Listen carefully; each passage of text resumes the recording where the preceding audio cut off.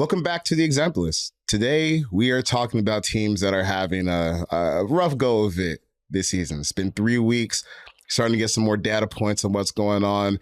We can figure out what teams are struggling and in what areas, because now we have some trends to look at. So we're going to get into it with my good pal, Keegan Abdoo from Next Gen Stats.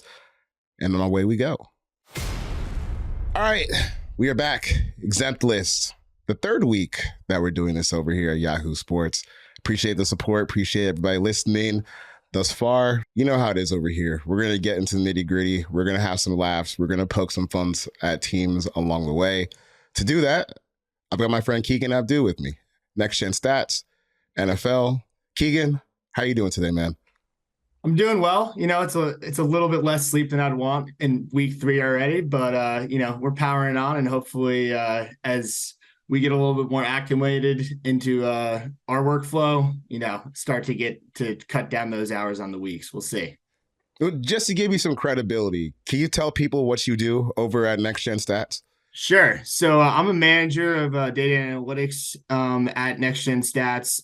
What I work on is our main responsibilities in season are working with broadcast crews. We provide them these big research packets before the game, kind of breaking down the matchup from a Next Gen Stats perspective. And then we're working with them in game to kind of get our stats within the flow of the broadcast as much as possible, and, add context to the broadcast as well. So that's kind of our main responsibilities in the offseason. We build cool models like pressure probability, get to tease that a little bit, build dashboards that our media clients within the NFL, all the broadcast partners can, access, both live data and for their own pregame research. That's a pretty important job. So now whatever you see Next Gen Stats on a broadcast, you'll say, okay, I got some frame of reference for what that is and what that means. But we got a lot of stuff to talk about today. Pressure probability. We're going to break down basically teams that have been playing on All-Madden difficulty this season. But before we get that, we have to talk about the biggest story of the weekend. I wouldn't even say it's like just the biggest NFL story. Like, it's a story that has transcended the NFL to hit over, in the pop music realm, where Travis Kelce at this point is confirmed to at least be in a courtship stage with Taylor Swift, the pop mega superstar. Which reminds me, I also had a friend last week ask me if Travis Kelce had more money than Taylor Swift, which is just like, man, you're so off on the popularity of this woman. Taylor Swift, I think, made more money than probably the Bengals this year. Yeah. Well, I saw that the revenue on her Eras tour is supposed to hit around $1 billion if they hit their projections. She's got more money than Travis Kelce, dude. So this is, I guess, a microcosm society, because it's the biggest story in America right now. Travis Kelce is dating Taylor Swift. And I think what's interesting about this, we don't know anything about what's going on between them. I'm not really interested in celebrity relationships. I don't get it.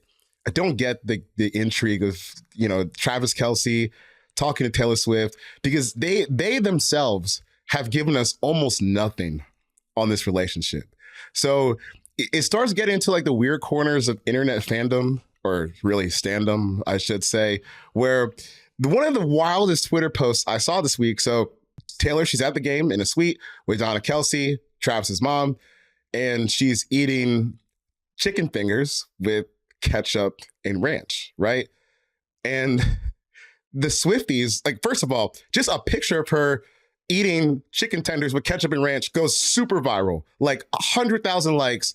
People can't get enough of just watching this person eat the most basic meal you can possibly eat at any sporting event, or really just in life.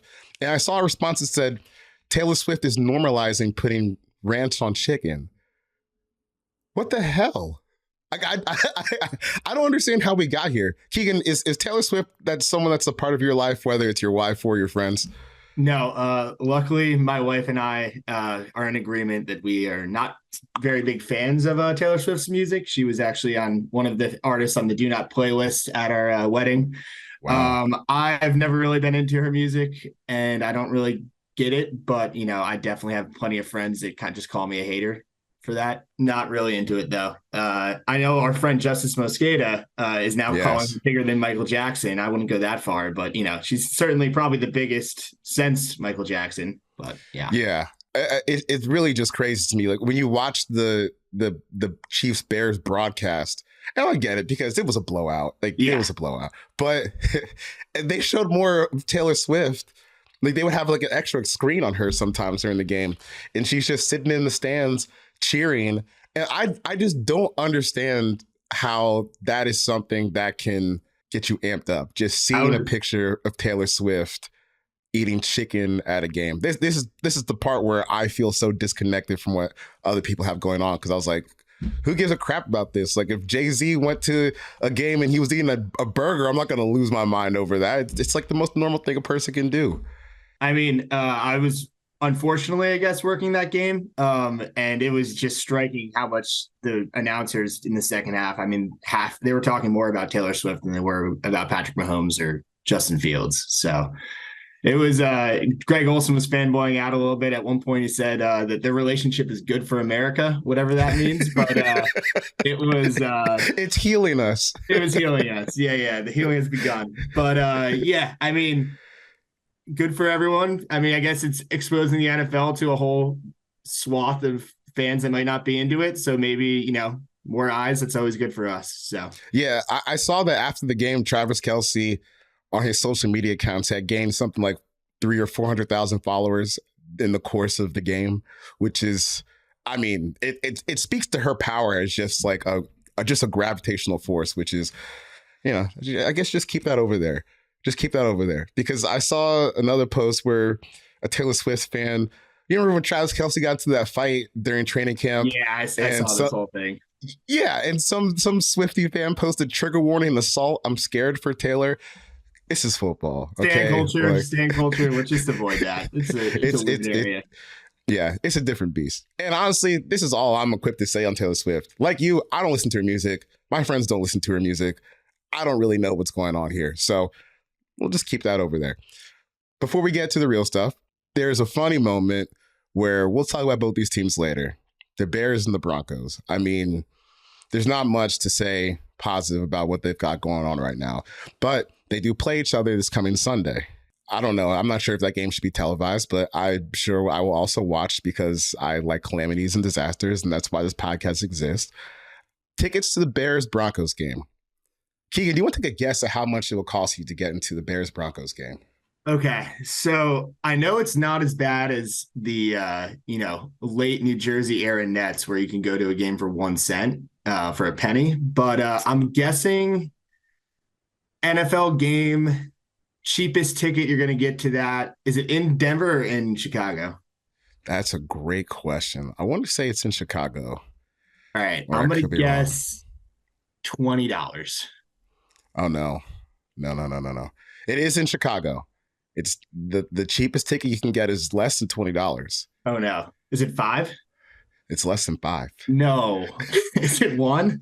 $2.11. Oh, my God. You can go see Justin Fields and the Chicago Bears, the mighty Chicago Bears, take on Russell Wilson and the Denver Broncos. The Bears were down 34-0 at halftime against the Chiefs in a game that really got out of hand quickly in the second quarter, as it usually happens against the Chiefs when Mahomes and Kelce are healthy. The Broncos, as we know, just gave up 70 points. 70 points to the Miami Dolphins in a game where they set the record for total yardage and easily could have set the record for total points, but they decided to kneel on a fourth down instead of kick a field goal that would have given them 73-20, which, as someone who's been terrorized by Sean Payton basically my entire adolescence as a Falcons fan, that was great, especially when he got upset when someone was talking about, some reporter was asking him after the game, well, you're trying to get to a question about how bad this loss is, 70 points. This doesn't ever really happen in the NFL game. And Sean was like, get to the question. And then he just didn't answer at the end. He said, next question, because obviously losing 70-20 is very embarrassing. Now, the question I have for you is, would you pay $2.11 to go to this Bears-Broncos game? I mean, yeah, if when I was able to go to games back in the day, I just love a good NFL tailgate. So $2, I That's a mean, that great sounds point. fun to me. But like, I'd probably leave at halftime unless it was, Yeah. a real slop fest, which sometimes can be fun. I think I would go to the tailgate and then take my portion of food and beer and other extracurriculars home with me so that I can just have the safety of my couch. Because once you get into that space, I mean, we've seen recently, there's been a lot of fights at these games. I don't know if I want to sit around for two teams that know they aren't going anywhere, two teams that have spent a lot of money in free agency and draft picks to build the current rosters that they have. And you're getting blown out 34-0 at halftime.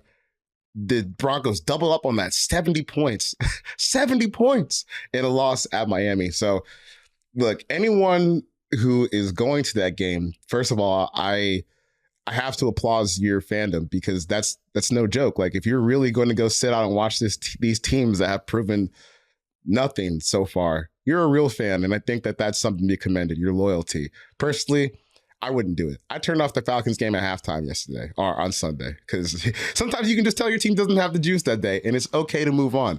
But if you're spending these $2.11 to go sit in the nosebleed seats to watch two 0-3 teams try not to go 0-4, more power to you. Couldn't be me. The losers have already left town in that matchup. Oh, yeah. Yeah. You're not gonna go home happy because what? Let's say you're a Bears fan and they win. You're 1-3, but you beat the worst team in the league. So and now you don't have a chance at Caleb Williams. Right.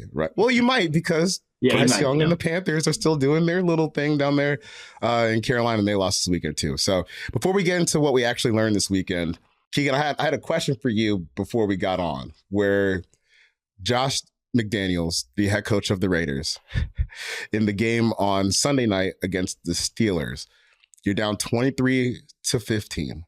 They kicked the field goal on fourth down. I think this is about a 40-yard field goal. And then a penalty got them a first down. So you get to continue the drive where you're down 8 points with about 2 or 3 minutes left in the game. They get to another fourth down. Except this time, they were much closer to the end zone. Well, I want to say they were within the 15-yard line by the time they got the next one, maybe even within the 10-yard line. They decided to kick the field goal again.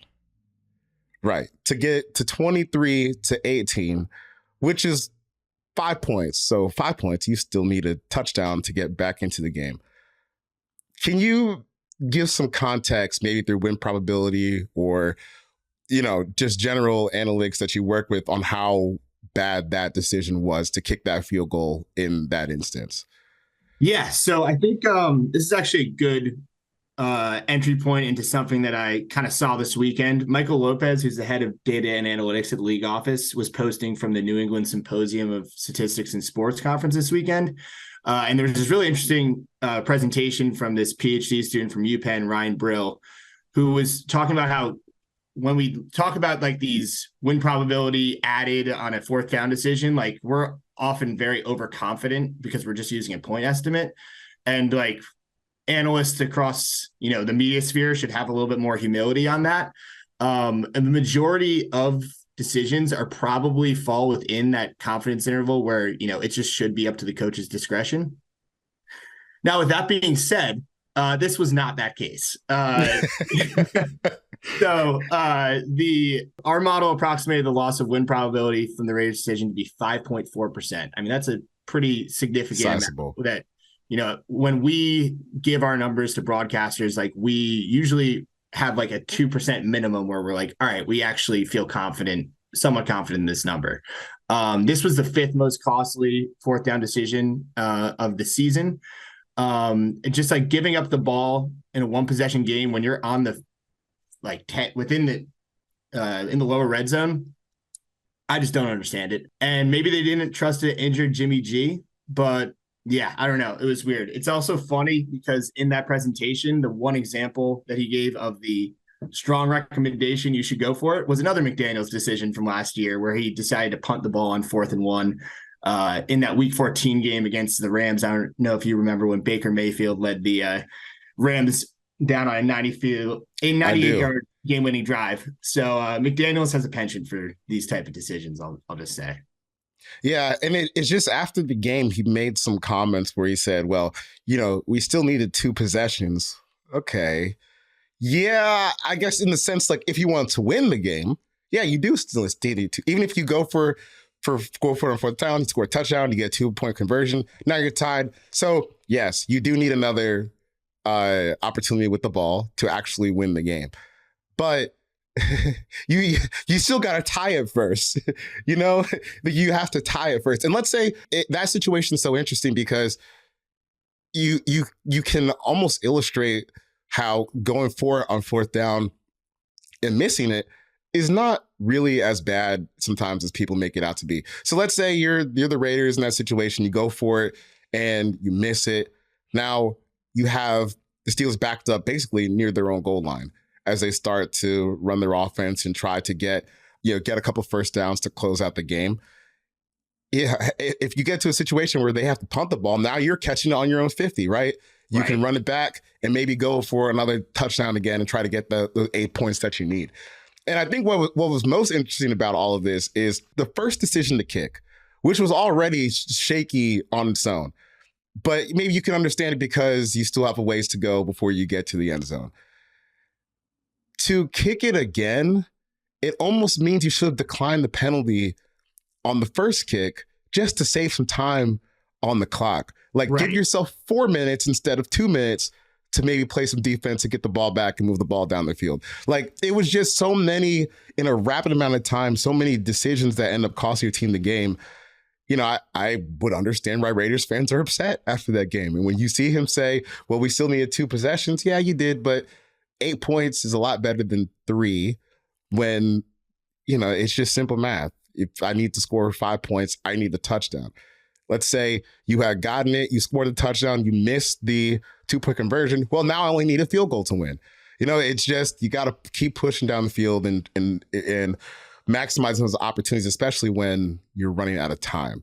And that's the part to me when you just see NFL coaches who I know understand like that part of it when they make these decisions is just kind of baffling. Yeah, and it's not like they weren't aggressive earlier. I mean, they hit that touchdown to Devontae on that post route on 4th and 1. Like, they went for it earlier, and that's the reason why they were in the game in the first place. But yeah, I agree. I mean, once you decide to accept that penalty, you almost have to go for it because of the amount of time you're spending on the rest of that drive. So yeah. Well, maybe the Raiders will get it right next year.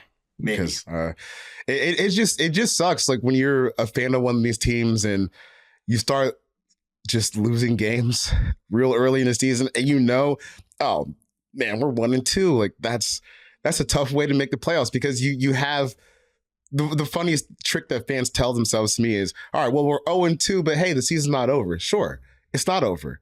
You need to win a lot of games to make the playoffs, though, right? Let's call it conservatively 10. If you lose the first 2, it's not very likely you're going to win that many after that, unless you're last year's Bengals and you can turn it around because you have Joe Burrow and Jamar Chase and T. Higgins and a host of talent that is unusual for an 0-2 team. But if you're down there like Broncos, Bears fans, your season's done, dude. And it's a tough pill to swallow, but you got to decide. You're going to watch Red Zone or 14 more Bears and Broncos games. I don't know. Or pay $2.11 to go watch that team. All right, let's get into what just happened in week 3. It was a weird week. There were a lot of blowouts this week, which is pretty unusual. Like, we talked about the Chiefs beating the Bears. We talked about, obviously, Miami scored 70 points against the Broncos. We'll get into a little bit more on that in a bit. But the Browns also beat the Titans 27-3. The Lions beat the Falcons 20-6. The Bills beat the Commanders 37-3. Houston beat Jacksonville 37-17. Weird week. Yeah. Really, really weird week. I can't really even remember a time that we saw this many blowouts. And I think it kind of goes to show what teams are struggling right now. So instead of trying to dissect the blowouts, because that can just be a blip on the radar for a week, I want Keegan to talk about something he's been working on for a while called pressure probability and how it can help us maybe evaluate some of the problems that we're seeing at quarterback or offensive line, or maybe some of the positives that we're seeing from a pass rush perspective in the NFL right now. Yeah. So the theme of this past year's Big Data Bowl, which for those who don't know is a open source competition that uses next gen stats tracking data and kind of just gives it out to the public and sees what people can come up with. The theme this year was pass rush and pass blocking, and there was a lot of great projects that came out of that. We worked with the AWS ML Solutions Lab team to kind of pick the best out of those and productionize 3 separate models this offseason. One to identify who's pass rushing and who's pass blocking. One to identify who is blocking who, so blocking matchups. And then 3, finally, the most important, how a pass rusher affects the quarterback over the course of a drop back. Now, before with next-gen data, at least what we were just using distance-based logic. Did you get within 2 yards of the quarterback, which, gets you a lot of the way there, but you totally ignore the effect that the quarterback can have on that. Like Kyler Murray was always one of the lowest pressure quarterbacks in the league because he was so quick when a guy got near him, like he could just run away and there would never be that 2-yard gap, So now we have the ability to evaluate both the temporal nature of pressure, how quickly are guys getting pressure, and the magnitude of pressure, like how on a snap by snap basis, how much pressure are you causing? And we can also look at offensive linemen now, which is, really great, highlighting those matchups, especially from a broadcast perspective. Like it's super exciting stuff. So yeah, I mean, I'm really excited. It's been a lot of effort from our engineering team, from the AWS team, and everyone to get this, productionized, but we're in a good spot now. So does it tell you like how likely someone is to get pressure on any given play? Yeah. So we can tell you before the snap based on like their pre-snap alignment, like what is their pressure probability at the start of the play?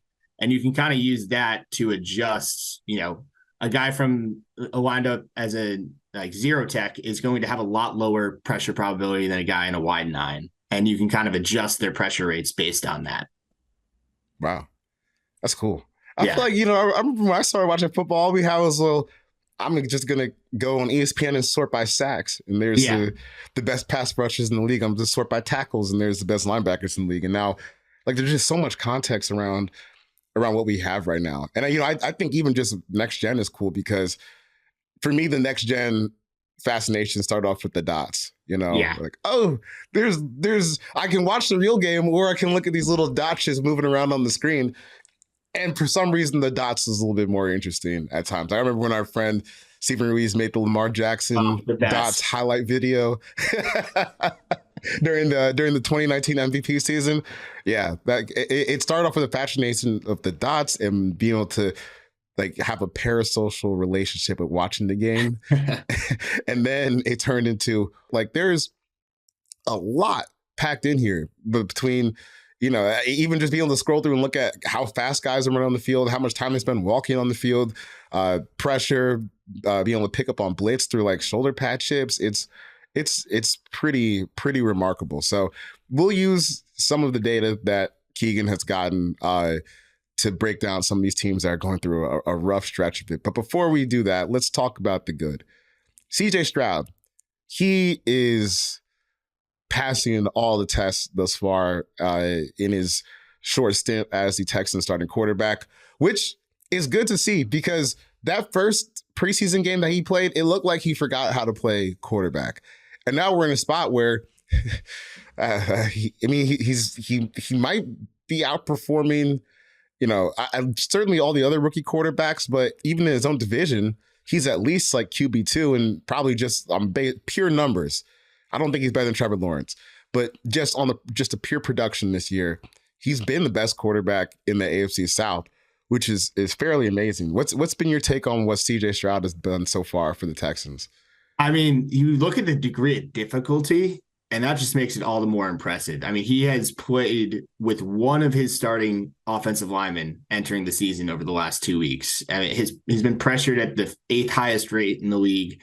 And then when he's kept clean, like he's been fantastic. He's averaged 8.5 yards per attempt, 3rd in the NFL, and has the 3rd most EPA. You just don't really see that from a rookie quarterback coming into the league. I mean, it's really awesome to see finally one of these Ohio State quarterbacks, hits in the NFL. I thought, all this stuff when it came to that AQI or whatever that test was in the pre process was just a bunch of BS. So it's great to see him like just come in and automatically start, playing at this high of a level. A lot of our friends said that he was the most pro ready quarterback coming in. And, it's just great to see the Texans, especially, who have struggled with quarterback issues from a very myriad of reasons over the past few years, finally get a guy, and Will Anderson too. I mean, I know they traded up, and he's been an absolute stud. I mean, he's, I think, in the top 10 of pressures already as a rookie, which is just insane. So things are looking up in Houston. It's good to see.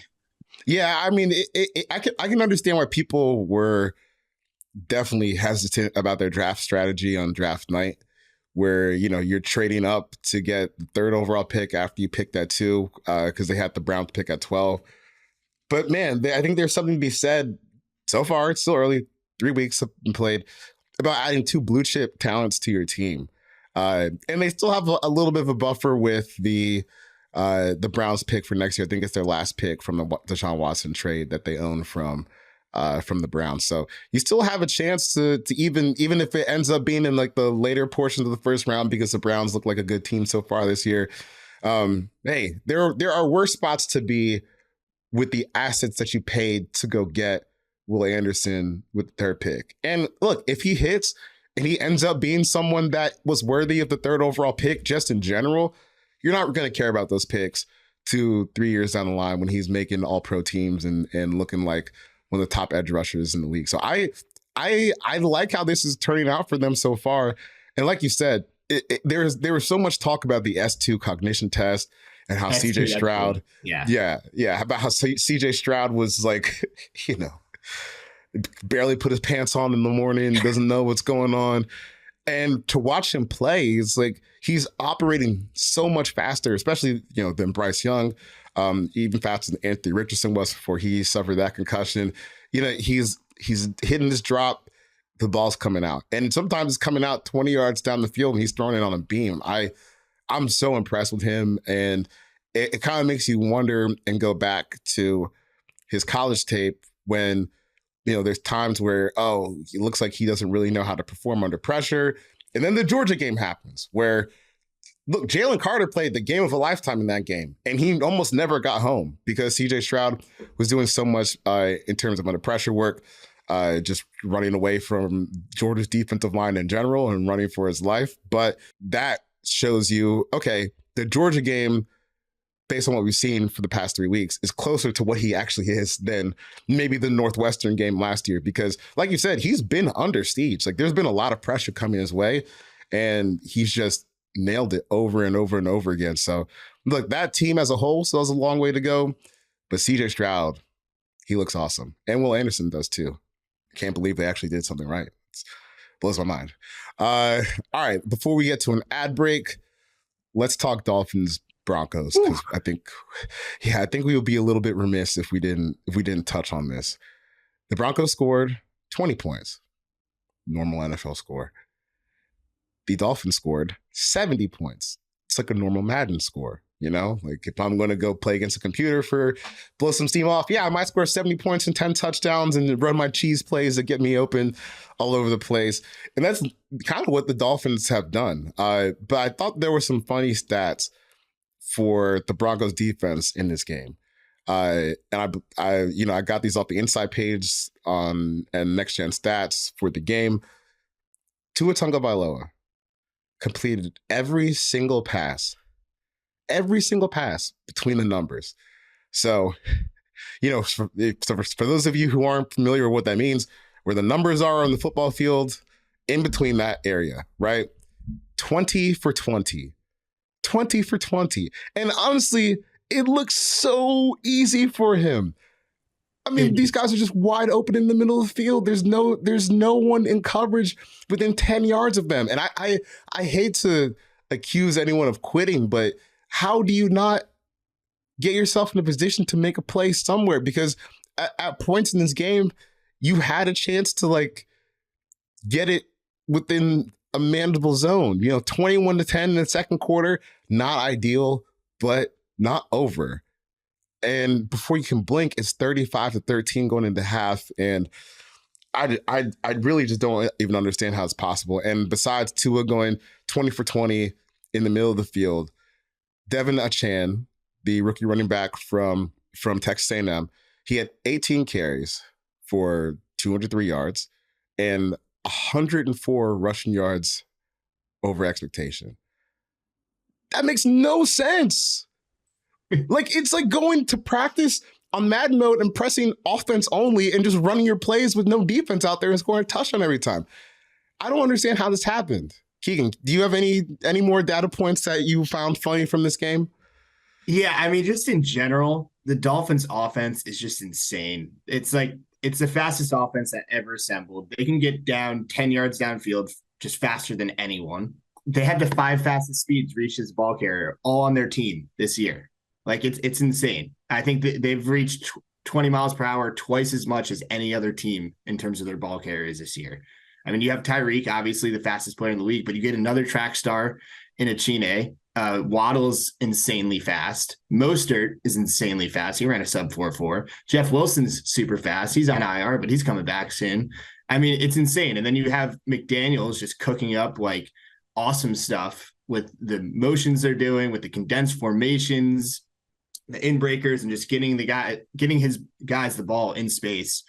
It's really is just like Tua, just point and shoot. Just trust that they're going to be there and they're going to be open.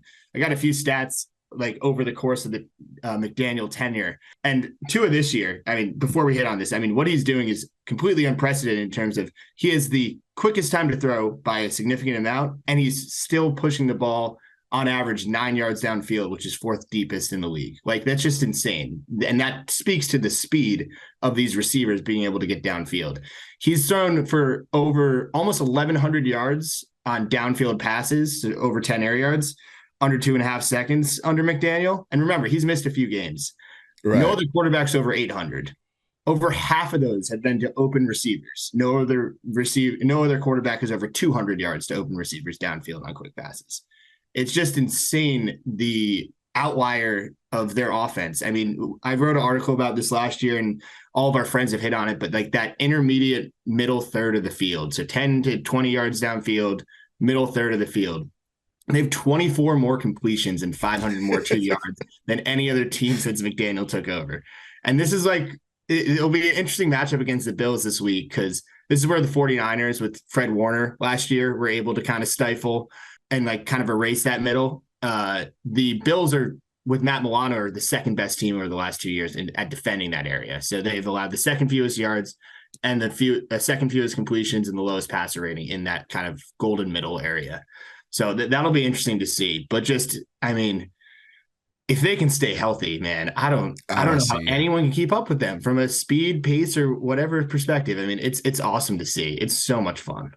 Yeah, I thought one thing that was interesting was last year when they went to LA to play the Chargers, and Brandon Staley just kind of started spamming cover 2, and that was able to slow him down a little bit. I looked up Tua's stats versus cover 2 this year. He's like 12 for 13, I think 123 yards and a touchdown. Like, if they figured out like their kryptonite from last year, I really don't see how anyone's going to stop him. And I think one of my favorite motions that they do with Tyreek Hill that I logically like don't understand how you're supposed to cover this. It's like when like he'll start on the left side of formation, then you get the fast motion at the snap of the ball. Then he's running. So now he's on the right side, up into a dig, back towards the left side. Yep. So you just have like some poor cornerback just on skates trying to keep up with him. And it doesn't matter whether it's man and he's got to, travel across and then try to keep up with Tyreek after, or if it's zone where guys are just in the middle, because no linebacker can close the zone fast enough to get in front of Tyreek Hill. And with how Tua's getting the ball out, it's mind-boggling. Like, I wrote an article today or yesterday about how do you stop this? And I don't think you do if they're healthy. I really don't know if you can. You can't play man against him. I mean, they've seen man at like the lowest rate by far since last season. I mean, you can't all your cornerbacks are going to be exhausted by the end of the game because they're just, having to run so much more than they do in an average game, I would imagine. And now they finally have a run game too. I mean, McDaniels obviously is like a great run coordinator. That's what he was with the Niners for his previous 2 years before joining the Dolphins. Last year, they ranked dead last in RYOE. This year, they're first in rushing yards over expected. Like, how do you stop this team? I don't know. Like you have to press these guys. You have to disrupt their releases. And like, if you press them, you could get beat over the top very easily. Even Pat Surtain, best corner in the league, potentially. He allowed 100 yards to Tyreek Hill this week. That's the most he's ever allowed in a game. It's just like, what are you supposed to do? Pray. And we'll get to some teams that need to pray right after a quick ad break.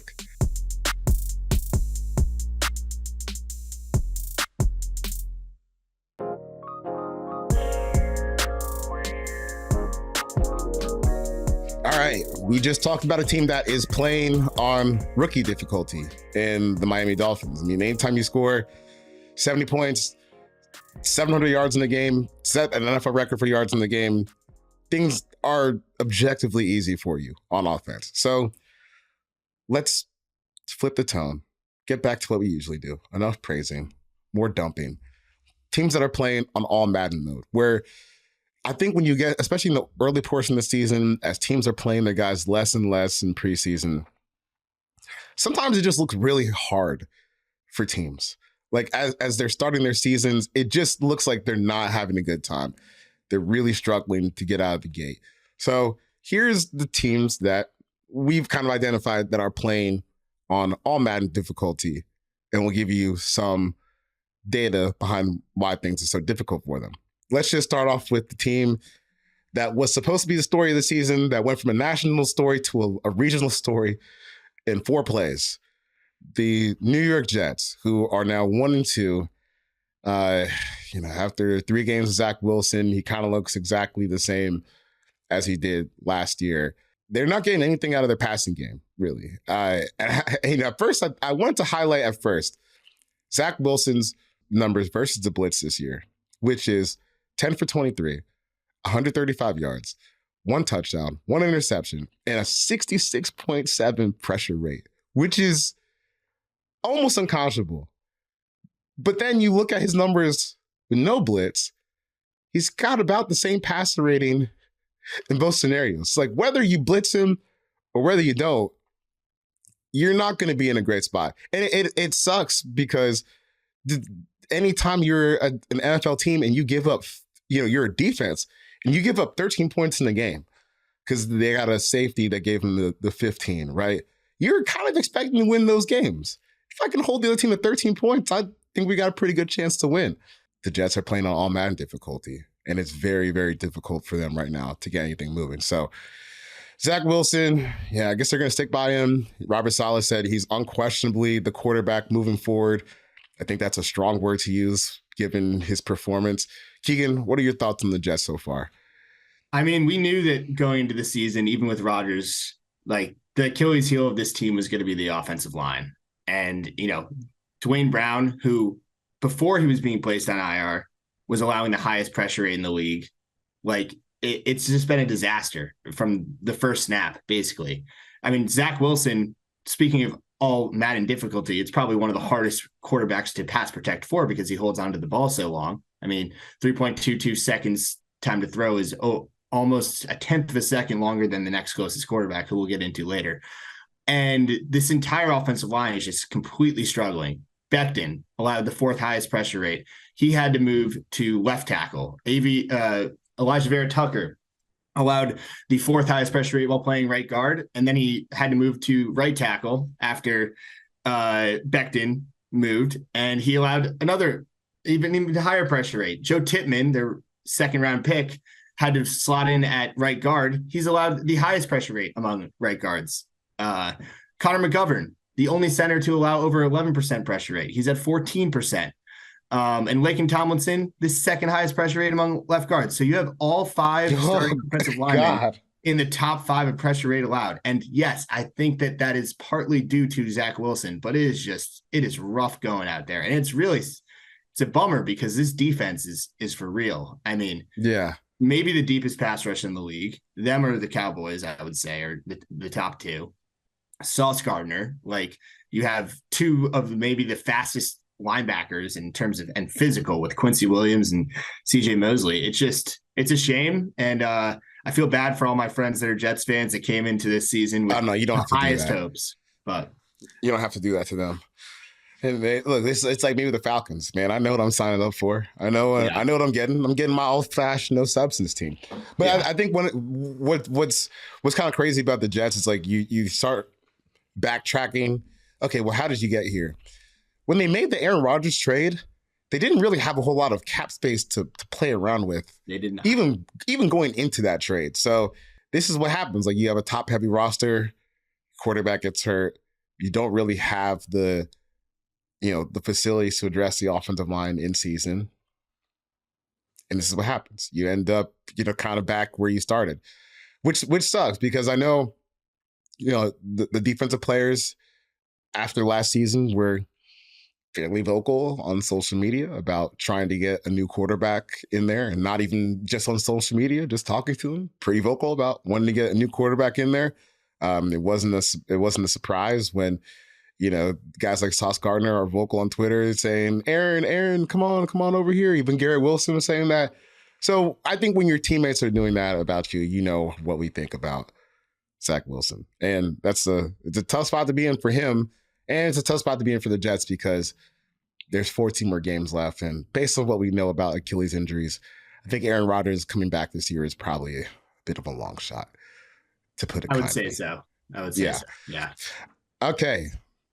The Jets struggling. Titans. We just hit on them earlier.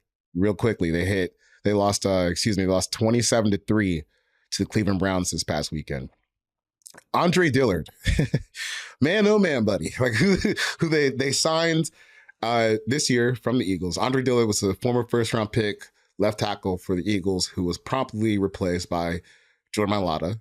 It's either 7th round or undrafted free agent, who took over the left tackle spot fairly quickly upon getting to Philadelphia, which is a red flag, because teams love to give their first-round picks any excuse in the book to fail as many times as they possibly can. We just talked about Zach Wilson. Robert Saleh said he's an unquestioned starter. The Eagles didn't do that with Dillard. They said, no. This ain't gonna work. We still got goals to get done. And when Mailata walked in and they coached him up, that ended up being a good replacement for him. So the Titans, with the retirement of Taylor Lewan, they go out and they sign Andre Dillard this year to a 3-year, $30 million contract.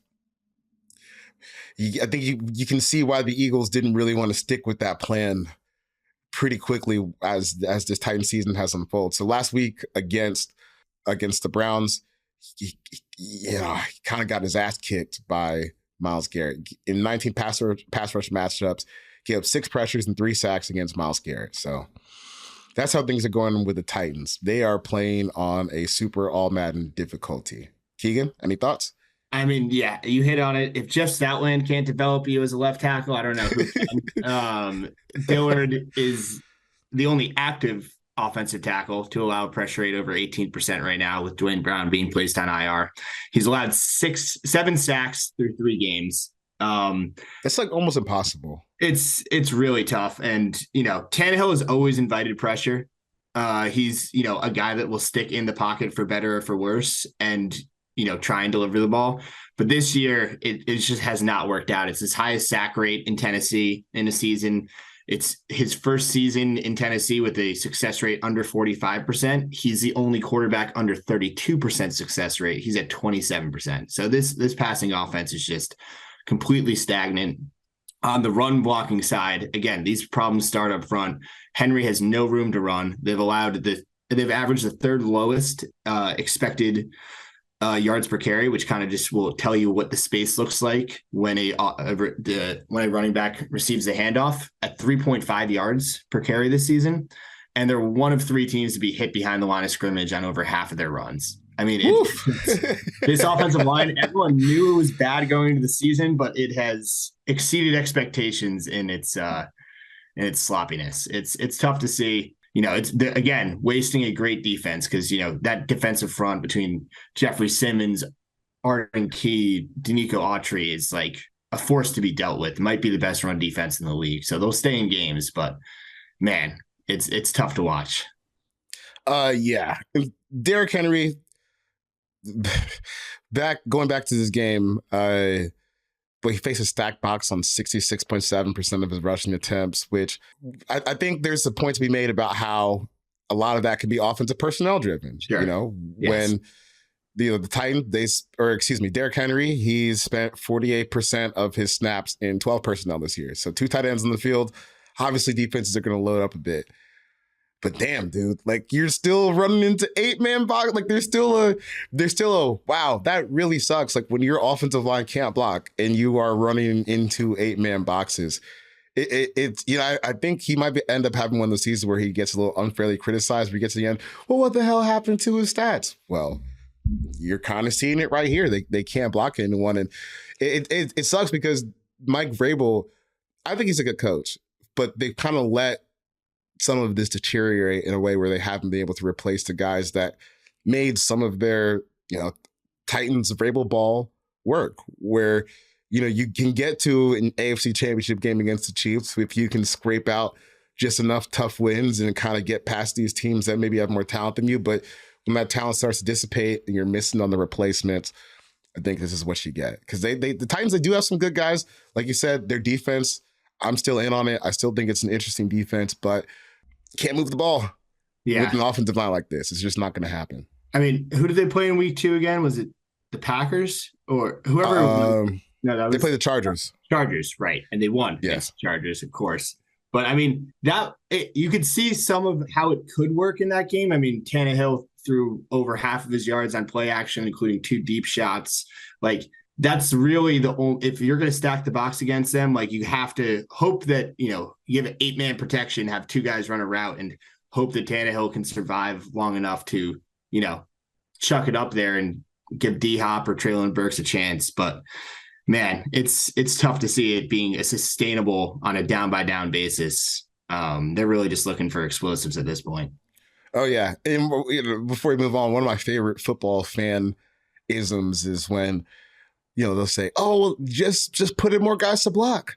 Okay, but you don't get more players on the football field. Like you still have the 11 that you're working with. So that becomes, a math problem. Like if let's say we usually put 5 guys out. Okay, well, if I leave 1 guy in the block, that's 4. Leave 2 guys in the block, that's 3 routes.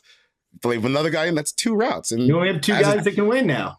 Right. As a defense, it's really easy to cover 2 routes. Yep. Like it's one of the easiest things that you can do. So I don't really know like where the fix is, but hey, Titans fans, you like the rock fight, so Godspeed the rest of the season. We already hit on the Broncos, so we'll move on from that. The Bengals, I think the most interesting thing with the Bengals right now, and they did win last night against the Rams. They had 19-16 victory last night on Monday Night Football, but it still doesn't look right like the Bengals that we've grown accustomed to knowing. And obviously, Joe Burrow's calf injury is clearly a big part of that. I don't even think that it's speculation. He was already hurt coming into the season. He re-aggravated it last week, and it shows in how they're trying to operate the offense. What we have grown to know from this era of Bengals offense is they're gonna hunt big plays, man. Like they're gonna figure out how to get those chunk plays down the field, which you should when you have the best wide receiver trio in the league and an elite quarterback. But Burrow's injury, like it hampers so much of this, where I don't have the time to throw a number in front of me, but they are just bloop, bloop, bloop, bloop, just living in that little five-yard area down the field, which it's not conducive to a lot of big plays, especially when your guys are used to catching the ball 20 yards down the field. And now they have to make guys miss after 5. Our friend Steven Ruiz has kind of made this comparison, but the numbers are pretty striking. He's playing like a late career Big Ben. It's just get the ball out as soon as possible and, maybe throw a performative deep ball every once in a while out down the sideline. But, even with you don't have the time to throw, but he's averaged the 3rd quickest time to throw, 2.48 seconds, and the 5th lowest air yards per attempt, 6.8. Even with that quick release, their big free agent signing of this season, Orlando Brown, has really struggled in pass protection. He's allowed a 15% pressure rate, which is 11th highest in the NFL, regardless of position. And that's really tough to accomplish when your quarterback is getting rid of the ball pretty much as soon as he can every single time. And, I thought last night, especially, you saw, I mean, on both sides of the ball, but just a completely overwhelmed offensive line. And this is just usually like Burrow, he gets rid of the ball quickly anyway, and he, can pepper you underneath, but it's just not leading to success this year. Last year, he was definitely like top 3, top 5 in success rate. This year, he's 4th lowest. He's below both Panthers quarterbacks and Justin Fields. Like the offense is just not meshing. And it's just because you're playing so left-handed with that calf injury. They've aligned under center on one play this season. One. Their 95% shotgun rate would be the highest in the NGS era. I mean, thank God. I mean, they did save their season with the win. It's really tough when you're already playing at 1-2, but like you really hope that they can get to the bye week, whenever that might be. I don't have it in front of me, and give Burrow at least a little bit of time to rest. I mean, I'm just worried that he aggravates it even more like he did last week, and this continues to be an issue all season. Well, I mean, there's no way that running away from Aaron Donald all night can help your calf injury. There's just no way. So the Bengals, they have 3 weeks to get to the bye. Next week, you go to Tennessee, right? Which you can't run the ball against them. Right. And look, they've had some tough moments this year. The Titans have, but after what I saw last night, I feel pretty confident that Jeffrey Simmons is going to absolutely destroy that Bengals offensive line. And honestly, the scary part for me watching the game last night is there are plays in the past where Burrow, he's got a lot of escapability to him. He's got the mobility. He's got, as a former defensive lineman, just maddening stuff to watch where you're getting through an offensive line that's not great and you don't have the opportunity to actually get him on the ground. That's not there anymore. So last night when Aaron Donald's powering through Cordell Volson at guard, Joe Burrow, he just has to stand there and eat it because he can't run. And when your quarterback can't defend himself behind an offensive line that's not playing very well, especially in pass pro, that's kind of a scary spot to be in. And to me, it speaks to what they feel about their backup quarterback situation, that they aren't even.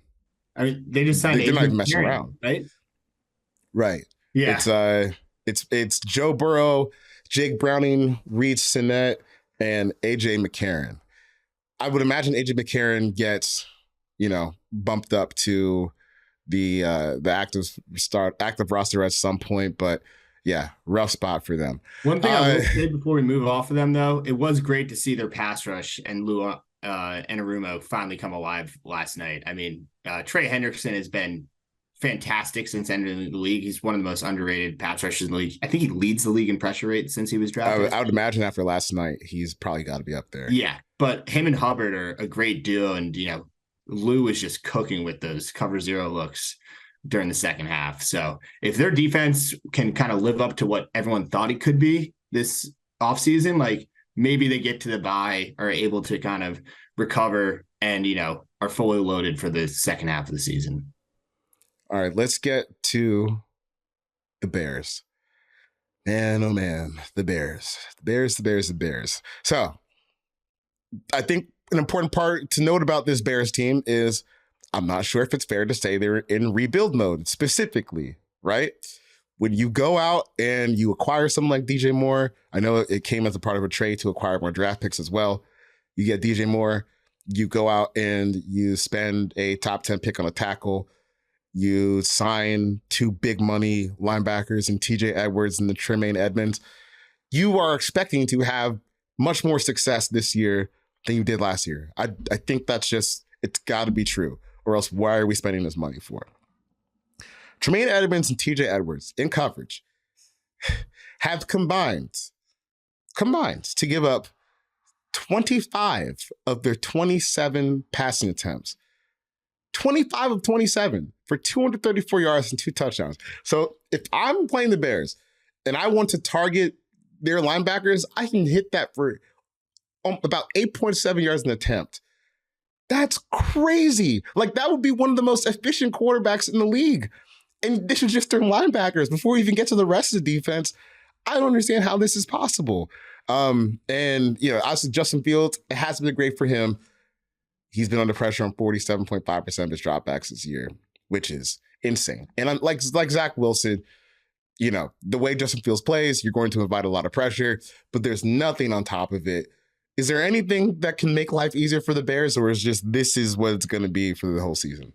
It's tough, man. I mean, a lot of these are just like you go back. All right, you trade a second-round pick for Chase Claypool. He's done nothing. You give away Roquan Smith for a second-round pick and then decide to spend a ton of money on those two linebackers that have been abused this year. Like, there's been a lot of just tough decisions there. And like, I liked Darnell Wright coming into the league. He's had a rough go at it. Again, Justin Fields probably makes his offensive line play on All-Madden difficulty, and it's kind of just a vicious cycle where he's not comfortable. He holds on to the ball too long, and that leads to, his offensive line having to hold up for a long time. They've also had injuries to their offensive line. They've had a guy named Larry Borum and Jatiri Carter have had to play significant snaps on that offensive line. They've kind of been cycling through.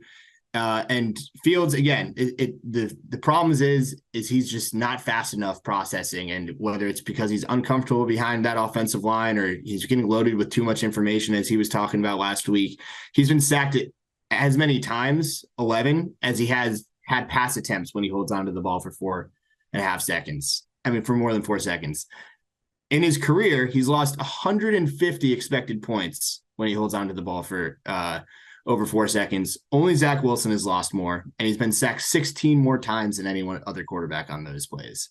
It's just, I think he really needs a fresh start if he wants to salvage his career at all. Maybe go be a backup for a year and hopefully get another chance. But it's rough to see in the Bears. And like coming into the season, like there was a lot of hype around them, and I don't really understand it. Like I get it. Like, you make these moves and these big splashes, but this is still one of the bottom 3 roster in the league in terms of talent. So it's tough to see.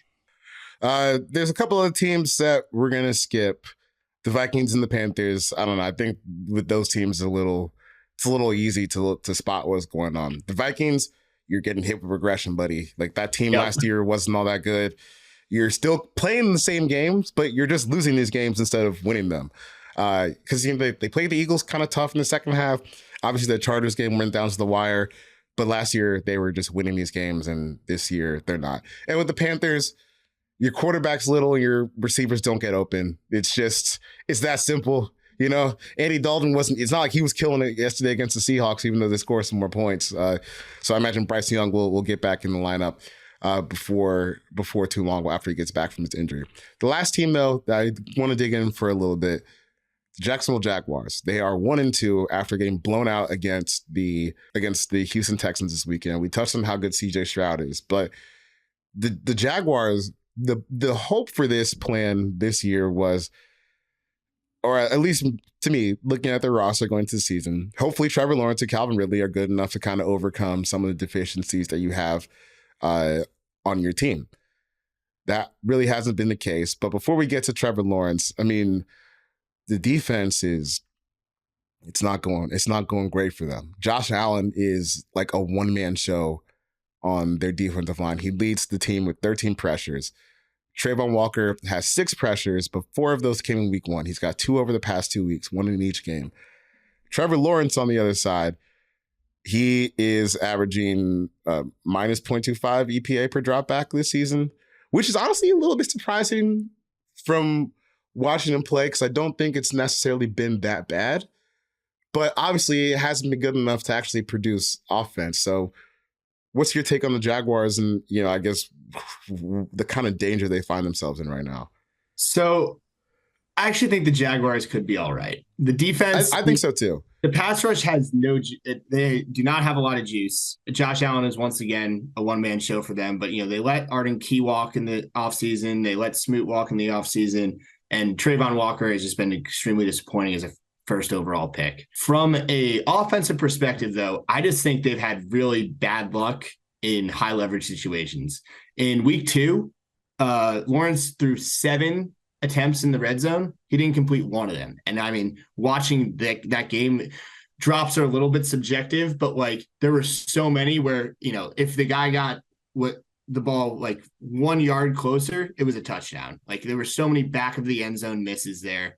If you look at their passing offense success rate, he's 4th lowest in the red zone and 4th lowest on 3rd down. He's 10th on early downs and 14th in the field. Like, I think these kind of small sample, high leverage situations. I mean, this could be coaching as well. Don't get me wrong. But I think that they'll be able to kind of regress there and get this offense on track. There's been a lot of drops. Him and Ridley have not been on the same page. And, Chiefs are a tough defense. I wouldn't say that about the other two, but I still think Lawrence has been playing well enough. It's just been his EPA number is low because those high leverage situations, they're not connecting. There's been some costly fumbles on his passes. I think there's been at least 2, which is, impacting him there. And some high leverage drops and stuff. So I still think Trevor can turn this thing around. Yeah, it's all marriage. This is why I think you're one of the better data analysis, because you can put together, okay, here's a number, but here's also what I'm seeing. And those go 2 and 2 together at all times. You still gotta physically see what's going on so you can put some context behind the numbers. Before we close the show out, on the Ridley part, I was trying to tell people, dude, he hasn't played football in 2 years. Because that season with the Falcons, I mean, he's been open about it. He was dealing with some mental health stuff. Right. Even before he left for the season, he had just kind of stepped off for a couple of games. So that season in Atlanta, he wasn't really around. And then obviously the gambling suspension happened. So I think with Ridley, you saw week 1, the talent's still there. I think you saw in week 2s and 3s, we're still getting back up to speed on what playing in a regular season NFL game is actually like. So I think what's encouraging for the Jaguars, if you're a fan of them, there's a lot of talent in this team, which means there's a lot of room to get better. And Doug Peterson is a bona fide head coach. So that's the glass half full. But Keegan, my friend, before I let you out of here, do you want to let people know what you're working on? Anything you're excited to share that's coming in the future? Yeah, I would just say Thursday Night Football, we work super close with the TNF team, especially the Prime Vision broadcast. If you guys haven't checked that out yet, I would highly recommend it. It's you get to see the All-22. We have a bunch of great on-screen graphics that have hooked up through our data, powered by our data through APIs. Sam Schwartzstein, who shout out Sam bugs. We're directly, communicating the entire game. So we're feeding him stuff and he's going on and kind of adding context anytime he can to Kirk and Al's commentary. It's just I'm really excited about that product. But we have sponsored executions in every CBS game now. Fox is using our stuff. So just be on the lookout for next gen in games, and hopefully it's adding to your experience as a fan, while watching games. That's really all I got. Yeah, I'll throw you an ad on the Prime Vision broadcast. It's so much better this year because it feels like I think last year the only problem I had with it, I didn't feel like I was watching the game at all times. The L bar was a little distracting. Yeah, it was a little distracting. But now, it feels like I'm just watching the normal game, and you get the context behind it, which is it's so good. And I love seeing Sam's face in the corner because he's a great guy. There's a great thing to watch out for too on and I'll end with this on Prime Vision. We have this thing called Open Receiver that Sam has worked on. My colleagues Mike Band and Connor McQuiston also worked a lot on this offseason to kind of hammer out basically to light up a guy when if you target them at that point, they're more likely than not to get a first down. So we did a bunch of studies on that and figured out, logic to do that. So it's really fun to see, this past week, the Niners against my Giants, there was guys just lighting up green on almost every play. And when the payoff there is when, they actually pass to that guy, it's usually a first down or an explosive play. And a pretty amazing stat from last year. Justin Jefferson spent 100 seconds as a prime target during last season. No other receiver was over 70. Yeah, he was always running open. He's the best. Yeah. All right. Keegan, thank you for your time. We'll be back with another episode of the Exempt List every Tuesday. You can tune in tomorrow for inside coverage with Jason Fitz, Charles Robinson, Jordy Epstein. I'm For Verts. You can find Keegan on Twitter at Keegan Abdoo. That's ABDOO at the end. You can find our producer, Stone Rochelle, at SJ Rochelle on Twitter. Please leave a 5-star review. Tell a friend. To borrow a quote from my friend Bomani Jones, if If you give 4 stars, I am inclined to believe you are a hater. And we'll see you back next week on the Zero Blitz podcast feed.